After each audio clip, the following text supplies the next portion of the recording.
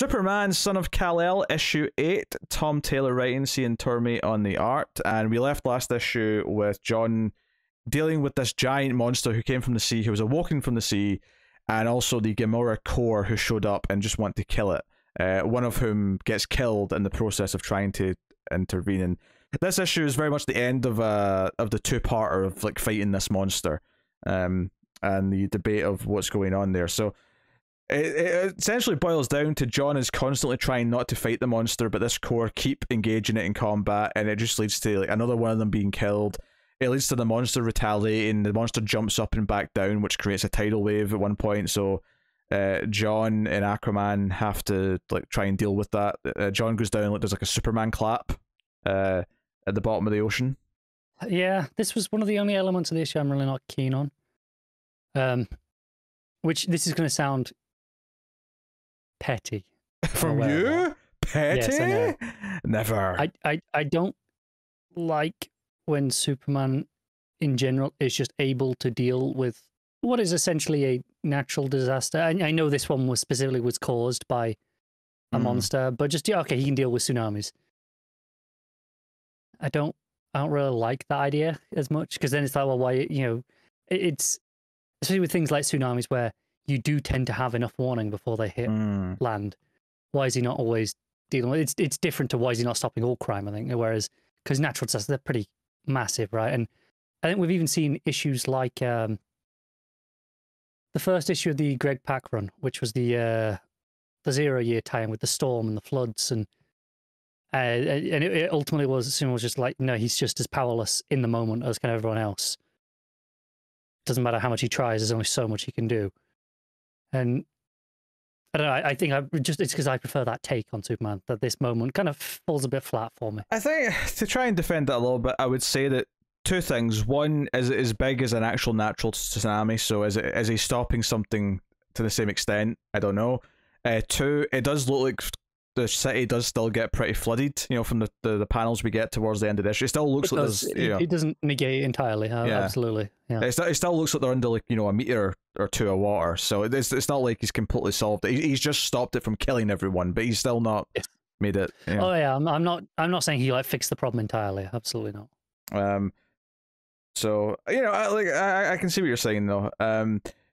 But yeah, so we have, like, you know, the Bendix, you know, calling the shots, and like he's basically manipulating the core every turn, every time, like John, because John multiple times in the issue tries to reason with them, say, do this instead, try and hold your, you know, don't kill him, don't do this, don't do that, and every time, like, you just it like almost cuts to Bendix as he says, yes, we can technically follow that request and use it to our advantage, and then like they'll do something else instead, or he'll say, oh no, we have to show our force, we have to show how capable we are, so have them do that. Yeah, and we're seeing they're being remote controlled, essentially. Yes, and that's sort of further established later when he gives his speech. It is, yeah. We see it here, like when they're asking, oh, should we go back to the city? The guy asks, it's not one of the people out in the field. It's a guy in a seat with like a headset on. Yeah. Turns and looks at him, and so it's very clear that it's okay. These people are not of their own free will doing these things. I do love the visuals of the monster jumping up, though. It's a nice touch that the title page is literally with a full page spread of the monster starting to rise out of the water. Because it's called The Rising. So when it says The Rising Part 2, it's like, oh, there's literally something rising on the page. Obviously, that's not what I think the panel where it's like the photography shot of it in midair is a little bit goofy. Sure. Next page after the title. Yeah, I can see it, yeah. But overall, I really like where the panel at landing.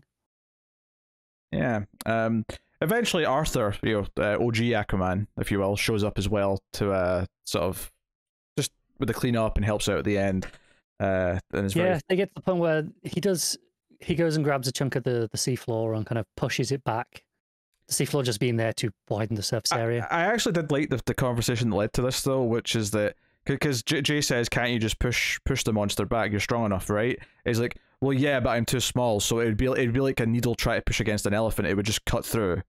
So yeah, the idea is he has to get a nice big flat surface to spread out the force so that it's more of a gentle push. I thought, okay, that actually makes some sense. I get it. So fun stuff. You know, and Lex is sort of watching on, and Like, if anything, I would suggest that Lex, like, I feel like Lex would probably be like, okay, I need to intervene. My city's starting to take a bit of a pummeling here. I think there's a point where Lex is like, all right, okay, I'm getting out. I think it's not quite there, but it was close. Yeah, because he turns to Bendix and says, "Hey, Bendix, my city's sinking here. Like, you know, just, I mean, he doesn't actually say do something or I'm going to do something about it, but I feel like that's kind of in the tone, is like, hey, my city." Yeah. You know, so there's definitely an unspoken implication. So yeah. But yeah, so Superman, you know, I mean John here when I say Superman, grabs the fist of one of the Gamora Corps, because there's only two of them left at this point, and insists that they go back to the city, and they kind of like use it as almost like a PR thing at this point, because when Superman does go back and he's like sort of like picking up like the bodies of people who have died and what water did make it to the city, you know, Bendix has the Corps say something like, "Look at yourself, look at the dead. If you had just worked with us and didn't, you know, chose humanity over this monster, you could have saved these people." I think my favorite thing about this issue, though, and it's one of my favorite storytelling tropes actually in general when it comes to Superman, is that I think Superman benefits greatly from a third person narration as opposed to a first person narration. There's something about, in this case, it's Jay in his like news report or his blog, or same thing we've been getting on in the War World stuff, right? Yeah, telling yeah. the story of Superman. And a lot of like classics will have Lois telling the Superman story that's going on, or it'll have someone else tell the story, or even if it's like just an unknown third person that's narrating the book. There's something about like talking about Superman and talking about the impact he has on everyone else, because on some level, I mean, I'm not someone who believes you can't relate to Superman because he's too powerful or anything, but I do think because of the importance of Superman, it's much more narratively potent to kind of relate to the people that Superman affects. So talking about Superman and having this like third person talk about how Superman's going to blame himself for all the lives that he couldn't save rather than all the ones that he did save, even though there's much less, you know, even though the number he saved is much higher than the lives that he'd lost and things like that. I think the potency of that all just like really sings when you have a third person, because this third person voice obviously doesn't think this way. The third person voice is saying, no, Superman is a hero, he did the best he could, and he is like, everyone should be thankful for what he did. You know, he is the untold lives he has saved, the hope he's brought to everyone, all the rest of it is unfathomable. It's epic. He should never doubt that he's doing good. But it's said with this tone of knowing that John is going to like blame himself for the lives that he didn't save. So you find yourself, one, agreeing with this voice, because naturally we are, because Superman's our hero and he's the main character. But I think given that perspective is really, it always sings for Superman stories. So doing it with John relatively early in his time as Superman is a really smart thing to sort of set him up. No, people are still looking up at him as this larger than life figure of this important being who is affecting the world, of, you know, all that kind of thing. Even from a non-storytelling perspective, just looking at the real world implications for us as the reader of using this, is if it's been, you know, including the future state issues, you know, coming up about a year of having John as Superman, right? But that's still, in the grand scheme of things of comics, relatively new. I think having this, it's about reaffirming that no, this is Superman. It feels like a Superman comic because it has that same angle that a lot of the good Superman comics do. So, you know, by treating him in the same way that it does Clark, it feels like, you know, this is Superman.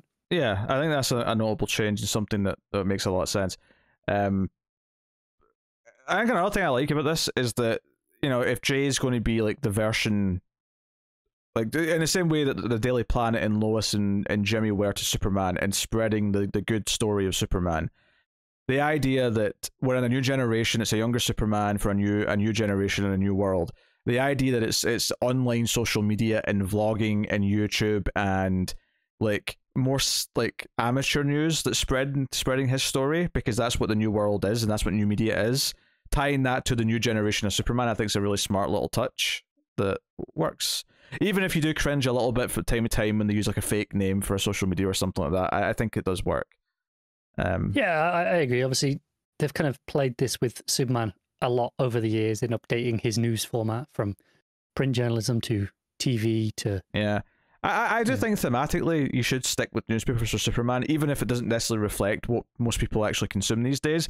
I think it's kind of nice to keep him tied to newspapers and have John be tied to social media and things like that. And I'm not saying... I agree, and I think having John enables them to do this safely now without worrying about that so much. And I'm not saying that you should never mention social media with Superman or never mention newspapers with John. Like, by all means, you can still reference them from time to time. I'm just saying that as the main thing that is brought up often, like, you know, thematically tied the new stuff to John and vice versa. And it's fine for Clark and Lois to be print journalists primarily, but as with every print publication now, they have an online presence, which is just as important, if not more so. Yeah, the articles are still online. That doesn't necessarily mean they're social media based. It just means they are digital. So I think that's fine. You can do that with Superman, but that's still a far leap from having, I don't know, essentially viral TikTok videos, isn't it?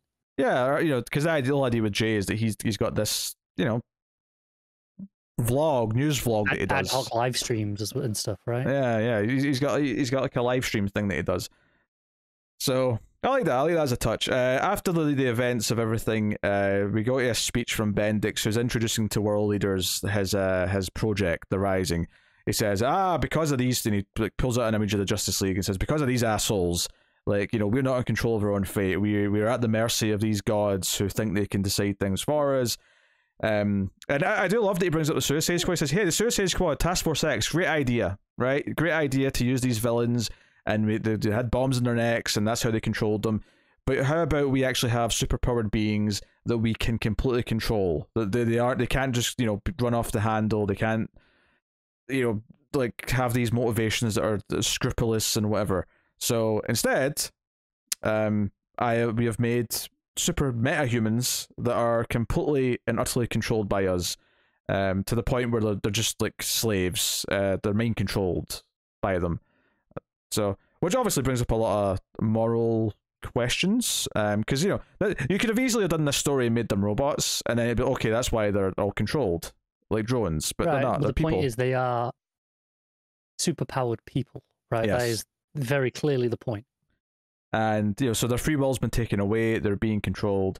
I'm sure that's some of the themes we're going to be playing. And we've been playing with those themes anyway, because, you know, ever since the start of the first arc, it's been Bendix has been experimenting on these metahumans and using them as weapons. But now he's got at the point where he's just straight up mind controlling them like puppets. So, So, yeah, big things been set in motion. And then Jay and John are on the top of the Daily Planet building at the end, and John accepts to join the Truth after hearing Jay's report on his phone about what happened that day, and thinks he can do some good working with him. So yeah, again, even then, this is kind of like his Daily Planet. He's joining this weird group of, you know, I don't know, conspiracy. Not conspiracy. I mean, that sounds harsh, doesn't it? But they kind of have that vibe, and they're a group of people who are trying to expose things, but they're actually exposing real things as opposed to... It does. And that's not to say that every conspiracy ever is false, because obviously some of them have turned out to be real, but it has connotations when you say conspiracy. There's a lot of crazy. There's a lot of crazy ones, right? Let's just put it mildly. So no, I enjoyed the issue. I think the action is good. The general idea, like I say, I think the narration and and it was there last issue, but it was really heavy in this one. I think the narration really sat with me quite well in this issue. It really felt like a Superman comic and not just John pretending to be Superman. And I'm not saying I felt like that the whole time, but this felt the most Superman he's ever felt to me. I'm going to say it has often felt like that the whole time, but I don't think that's a bad thing, because I think John feels that way. Yeah, no, I think that's fair. But I didn't want to imply that I'm sitting going, he's not really Superman. He can call himself Superman. No, but he's not. Absolutely. Yeah. I don't mean that either. I just think there is intentionally a feel that he doesn't feel like Superman, because John doesn't yet feel like he deserves to be Superman. It was the same when Dick became Batman, and like, you know, he felt like he was inadequate. He was doing like a pretend voice, and he didn't. So some imposter syndrome going on, right? You know, it's natural that he doesn't feel like he's living up to the mantle and that kind of thing. But I think this issue felt like a Superman comic to me, as opposed to a comic about John Kent, and that's good. Yeah, that's an important, I think, step. And I don't know, they don't all have to feel it this way, but I think if we get one of these from time to time that just make it feel really, no, this is Superman, I think that's really nice. So that's good. All right, what are you giving it? I'm going to give this one a 7 as well. I think it's a pretty solid issue. I'm knocking probably like half a point off, maybe just because of my own personal preferences when it comes to Superman with the tsunami. But I mean, yeah, it's nearly as good as this book has been pretty consistently. I don't want to give this an 8. Like I say, I think it feeling like a Superman comic is a really impressive little feat that, you know, I think covers up anything else in the issue that I might not be as in love with as a specific detail. But generally speaking, I think it is going places, and while I didn't fall in love with this as much as, say, Taylor's Nightwing book, which is like just perfect, basically, from the first issue. I believe the next issue of Nightwing, which is the start of the 2-part crossover with this book. I mean, I don't know why you sound so unsure. It says next time we start our story in Nightwing as a crossover. Well, I wasn't looking at that. I couldn't remember if it was the next Nightwing or if it was this, then Nightwing. No, the next one's Nightwing. It says at the end of this issue.